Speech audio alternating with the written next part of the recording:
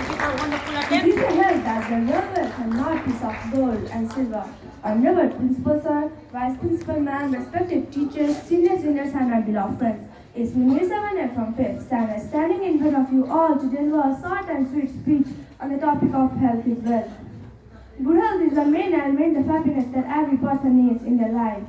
We can see some persons not having a lot of money but living happily with a good health. And on the other hand, we can see some persons living unhappily but having a lot of money. It wanna conclude that we can buy everything with our wealth but not a good health. If someone wants to live a healthy life, then they have to follow many rules and sacrifice many things in their daily routine. There is a saying that without any sacrifice in hard work, we cannot earn anything. It is very necessary to plan ahead of time. In any case, one must maintain a good bodily, mental, physical, and spiritual. And no counselor or professional can assist you until you deserve to live. You are only one who cannot let yourself fall apart. Good health is the highest blessing that should not be taken granted by us. Always try to keep a cheerful as well as concentrated routine.